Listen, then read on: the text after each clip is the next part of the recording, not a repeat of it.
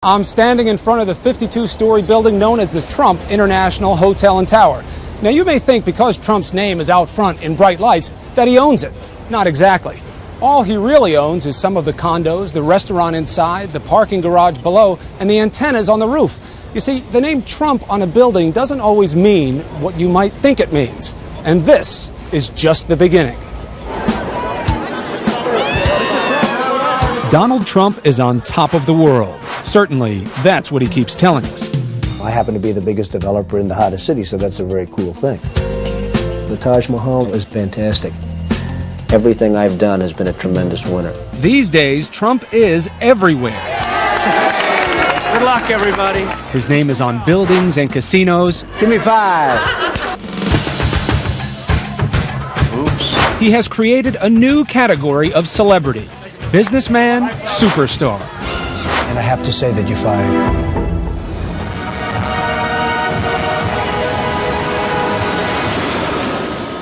My name is Donald Trump, and I'm the largest developer in New York. I built a lot of buildings, but I also own golf courses, resorts, the Miss Universe pageant, the Miss USA pageant. Welcome to his world. In The Apprentice, Trump is cast as a financial Jedi master. His apprentices hang on his every word of wisdom. If you don't have the energy, forget it. But is Trump the financial and business guru he plays on TV? Primetime Live conducted dozens of interviews, reviewed thousands of documents and financial records, and scores of court cases, and found many who say there is less to the Trump mystique than meets the eye. And of all the things he's developed, the biggest thing he's developed is that image. I think if you look at him as an operator, he's had a number of failures that are out there, demonstrable, they exist. The Donald Trump story begins 30 years ago, not in Manhattan, but across the East River in Queens, where his father, Fred Trump, was a highly respected developer who ultimately was worth hundreds of millions of dollars. Back then, Donald was the apprentice. His father was a big worker also. Fred, he pushed and he pushed, and even in his last days, he would get up and put on that suit and be ready to go to work. Marla Maples was married to Donald Trump, and they have a child, Tiffany, now 10. They remain close even after their divorce 5 years ago. Maples says Trump wanted to make his father proud and take the family name to the next level. And so Donald really, I think, was processed that way from the very beginning, from early on. To be like Dad, but to be even better. And to impress Daddy, to show Daddy what Donald can do. Always make Daddy proud. At 31, armed with ambition and helped by his father's clout, Trump made his move on Manhattan. He bought his first hotel, the Old Commodore next to Grand Central Station, and turned it into the glitzy Grand Hyatt. But that wasn't enough. Within 5 years, he built a 68-story skyscraper in the heart of Manhattan. He would call it Trump Tower, and at just 36 years old, Trump was on his way. In the beginning, when he first started out, so if you read The Art of the Deal, he always was exaggerating in the beginning, but being able to trump that up really helped put him on the map. He's part of the product, you're saying? Yeah, he's part of the product, and he's would make no bones about creating that image in order to bring the value up in his product, to bring the value up in everything that he touches. Trump was hungry for action, and he found it in Atlantic City. At first, the casinos he bought and built made him money, but more importantly, they made him a star. He worked the crowd in the media circus like P.T. Barnum. Reporters covered his every move, calling him the Donald. Back in 1990, casino legend Steve Wynn was a Trump rival in Atlantic City. He marveled at how Trump courted the media. He was obviously an intelligent and gifted man in many respects, but perhaps none more so than his extraordinary use of the media in promoting himself. Nobody seemed to have been able to understand or put his finger on how to manipulate that better than him. With all the buzz, the banks stood in line to lend Trump money, and he borrowed billions. He went on a spending spree and bought what he called his trophies, including the yacht, $32 million. The airline, $365 million. and New York's most grand hotel, the Plaza, $407 million. At the time, many said he overpaid. And then came the Taj Mahal, Trump's third casino in Atlantic City.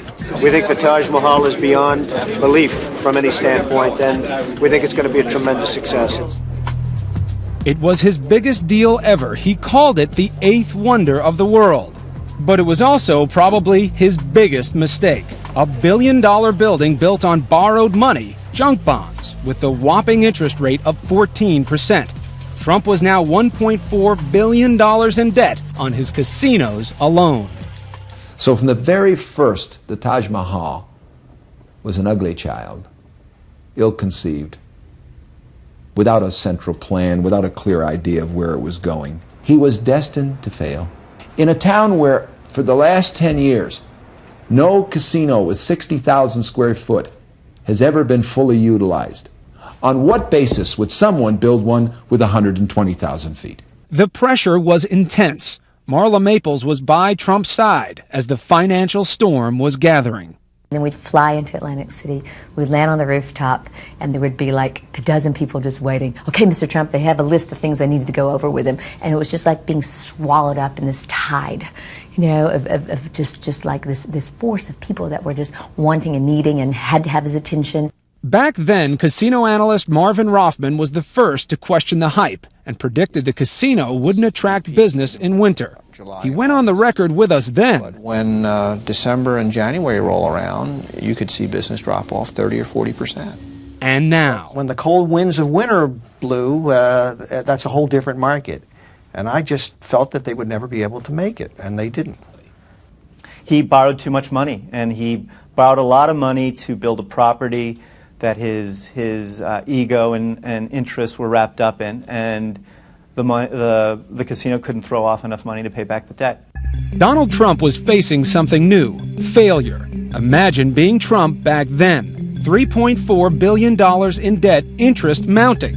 All his casino hype coming back to haunt him. Now everything he had worked to build, his trophy properties, his image, was in jeopardy. And at the same time, Trump's private life seemed to be imploding. I felt like there was times I just couldn't breathe. It was like, I mean, even thinking about it now, it was just swirling so fast. And I know the struggle that he went through was also very painful because he didn't, I don't think he intended to hurt anyone. The casinos that bore his name, the Trump Taj Mahal, Trump Castle, and Trump Plaza, all went bankrupt. So did that venerable New York landmark, the Plaza Hotel. Trump's bankers, who were throwing money at him just months before, were now at his door. What was it for him? Was it business goes up, business goes down, or the bastards, they're trying to get me? Good question. It probably was a little bit of those bastards, you know. And now the banks faced a dilemma. They had lent Trump so much money, if he went down, they might go down with him. They had to bail him out. So you're saying, for the banks, it wasn't that they kept lending money because they saw Trump as a success, but because they couldn't afford to let him fail. I honestly believe that. Trump was unwavering in his focus and determination to succeed, but the banks still took control of some of his prized assets, and he was now on a financial leash. Bankruptcy is very serious failure. In the capitalist system, there's nothing worse other than fraud. And so he is perhaps one of the nation's greatest failures as well as one of the greatest comeback champions. As the financial markets improved in the 90s, Trump rebounded as well. There were new deals and buildings and also new hype. He put out a book, The Art of the Comeback, and even posed as a potential presidential candidate. But this celebrated comeback would not include his casinos for long. Stock in his casino company, once valued at $35 a share, bottomed out at a stunning 25 cents. Today, all three casinos are once again facing bankruptcy. Anybody who took the ride for the long term has lost 99% of their money. But Donald Trump says the past is, well, just that. The future is bright, and his prospects are, of course, the biggest and the brightest. I've got the hottest show on television. I'm building buildings all over the place. I'm the largest developer in New York by far. I mean, there's not even a contest. I'm building in Los Angeles. I'm building in Chicago. I'm involved in a lot of buildings in Miami. Under the proposed new bankruptcy plan for his casinos, Trump would be replaced as CEO. He says it's his choice, but others say Trump is now, in effect, going to hear the very words he made into a national catchphrase. You're fired.